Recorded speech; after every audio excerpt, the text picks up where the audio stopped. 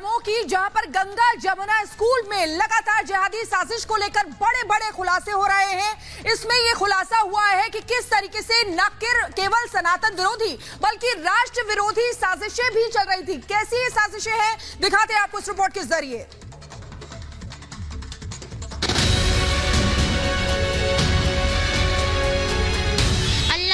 अल्लाहु अकबर, अशहदु अन्ना मुहम्मदर रसूलुल्लाह, हय्या अलल फलाह, ला इलाहा इल्लल्लाह।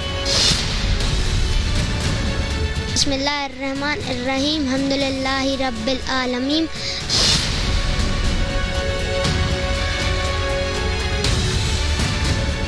ये वो उम्र है जब बच्चा पहाड़ा या कहरा याद न करने के चलते स्कूल में मार खाता है। ये वो उम्र है जिसमें बच्चा ठीक से माता पिता का नाम या घर का पता तक नहीं बता पाता। बिस्मिल्लाहिर्रहमानिर्रहीम, हम्दुलिल्लाहि रब्बिल आलमीन। बोलते थे कि कल याद कर आना, और घर पे याद करते थे तो मम्मी लोग बोलती थी याद मत करो, और याद करके नहीं आते थे तो वो मारते थे। लेकिन मासूम फर्राटेदार आयत पढ़ रहा है तो सोचिए स्कूल में किस तरह से ये याद करवाई जाती है। इसे पढ़ने का कितना दबाव बनाया जाता होगा। अल्लाहु अकबर, अशहदु अन्ना मुहम्मदर रसूलुल्लाह, हय्या अलल फलाह, ला इलाहा इल्लल्लाह। यहाँ पे उर्दू सिखाई जाती थी, अरबी सिखाई जाता था। वो बोलते थे कि कल याद कर आना, और याद करके नहीं आते थे तो वो मारते थे। अंदाजा लगाइए कि जिहादी साजिश वाले इस स्कूल में कैसे मासूम को टॉर्चर किया जाता रहा। चाबुक के दम पर इस्लाम की ओर मोड़ा जाता रहा।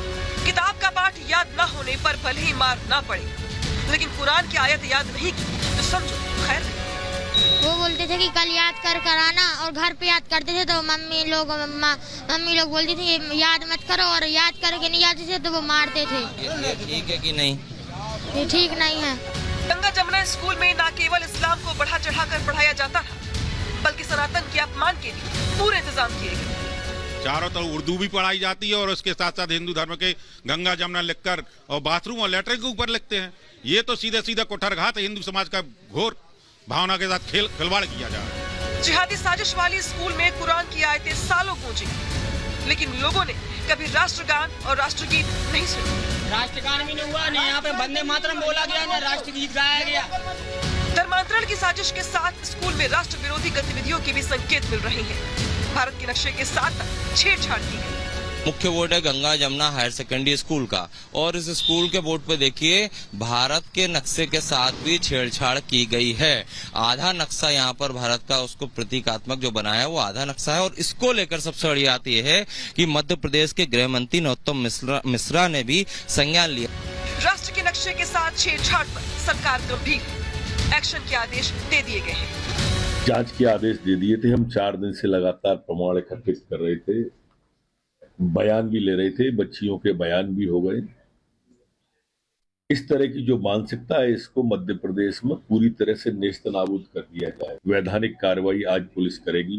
जो भारत के नक्शे में छेड़छाड़ का आया है उसके भी मैंने आज जांच के आदेश दे दिए। दमोह में मजहबी साजिश वाले स्कूल की पोल खुल चुकी है। जो लोग पहले चुप थे वो खुलकर सामने आ रही हैं।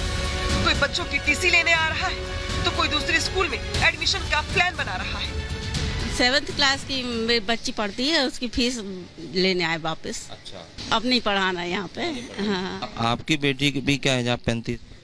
नहीं, वो क्लासरूम में बस पहनती थी। बस वो अफसर से एडमिशन बोला था कि क्लासरूम में पहनना जरूरी है। फीस जमा की थी हमने, एडमिशन कराया था इसी साल, तो अब हाँ, अच्छा, तो ये वापस कराना है और दूसरे स्कूल में कराना है। स्कूल संचालक पर जाकिर नाइक से कनेक्शन के आरोप तक लग चुके हैं। सरकार भी आतंकी कनेक्शन और विदेशी फंडिंग की जांच कर रही है। Bureau report, Republic Bharat. तो ये खुलासा अब हुआ है, लेकिन जानकारी बहुत पहले से जिलाधिकारी के पास पहुंची थी। शिकायत पत्र बकायदा पहुंचा था जिस पर जिलाधिकारी ने कोई एक्शन नहीं लिया और ब्लॉक शिक्षा अधिकारी को भी इसकी जानकारी नहीं दी, जिसकी वजह से ये खेल लंबे समय से चलता रहा। रिपोर्ट देखिए।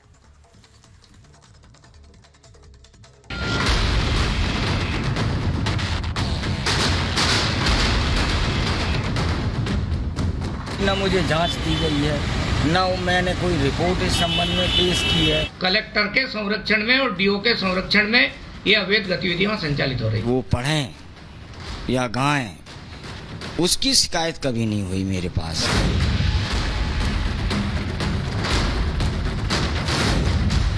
श्रीमान कलेक्टर एवं जिला दंडाधिकारी महोदय दमोह, गंगा जमुना स्कूल में अनैतिक गतिविधि सक्रिय रूप से चल रही है, जिसमें हिंदू मुस्लिम बच्चों को एक साथ नमाज पढ़ाना, क्लासरूम में आयतों का लेखन, बच्चों को पढ़ाना और उनके अर्थ समझाना, स्कूल में कुरान और उर्दू को विशेष मान्यता दिया जाना तथा अनिवार्य रूप से पढ़ाया जाना शामिल है। बच्चियों को हिजाब, बुर्का पहनने के लिए मजबूर किया जाता है, जिससे कि बच्चों के मन मस्तिष्क पर मुस्लिम धर्म का प्रभाव पड़ सके। शैक्षणिक संस्था के नाम पर मदरसे का संचालन किया जा रहा है। तारीख है 14 सितंबर 2021। शिकायत की बजरंग दल और अंतर्राष्ट्रीय हिंदू परिषद ने।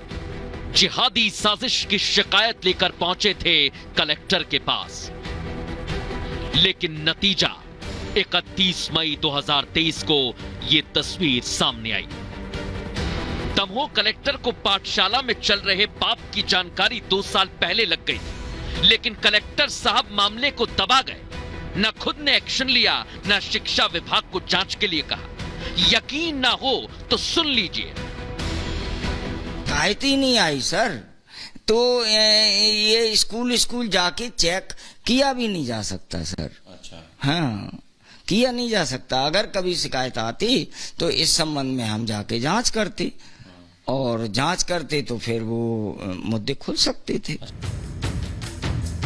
जिला कलेक्टर ऑफिस से जिला शिक्षा अधिकारी का दफ्तर ज्यादा दूर नहीं है, लेकिन चिट्ठी ये दूरी 2 सालों में भी तय नहीं कर पाई। पता नहीं चिट्ठी पर कौन सा वजन रखा था। विद्यालय के नाम पर धर्मांतरण की गतिविधि नहीं हो सकता है, आतंकवादियों से भी उनके संबंध हो। कलेक्टर आगे आकर के बार बार उनके बचाव में मीडिया में बयान दे रहे हैं, और इसका मतलब कलेक्टर के संरक्षण में और डीओ के संरक्षण में ये अवैध गतिविधियां संचालित हो रही। 31 मई को बच्चियों का हिजाब में जब पोस्टर सामने आया, तब भी जिला कलेक्टर ने डीईओ को कार्रवाई का आदेश नहीं दिया। महज फ्लैक्स उतरवाकर खाना पूर्ति के लिए भेज दिया, लेकिन दबाव बढ़ा और हाई पावर कमेटी बनानी पड़ी। 31/5 को ये जो फ्लैक्स स्कूल पे लगाया गया, बच्चों को कॉन्ग्रेचुलेशंस देने के लिए या विश करने के लिए,